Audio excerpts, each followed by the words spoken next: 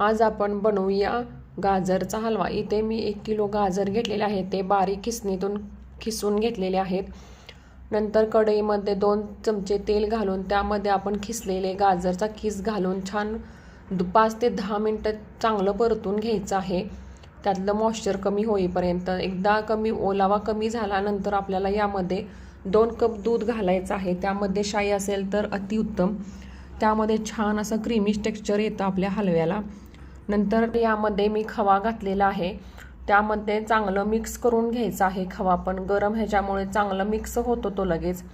चांगलं मिक्स झाल्यानंतर दूध आटेपर्यंत आपल्याला हे छान शिजवू द्यायचं आहे। एकदाचं दूध आटल्यानंतर आपल्याला यामध्ये साखर घालायची आहे। इथे मी 2 वाटी साखर घातलेली आहे। नंतर साखरेमुळे पण त्याला पाणी सुटतं, हा थोडं पातळ होतो, त्यामध्ये पण नंतर गाजरचा खीस शिजला जातो। इथे बघू शकता इथं पातळ झालेलं आहे। नंतर थोडं पाणी आटवून घ्यायचं आहे आणि नंतर आता आपल्याला यामध्ये ड्रायफ्रूट्स घालायचे आहेत। इथे मी 2 चमचे तूप घेतलेलं आहे, त्यामध्ये जे आपल्याला आवडीचे ड्रायफ्रूट्स आहेत ते घालून घ्यायचे आहेत आणि छान तळून घ्यायचे आहेत। माझे जरा इथं जास्त तळले गेले, थोडा जास्तच कलर आला, पण छान कुरकुरीत लागत होते।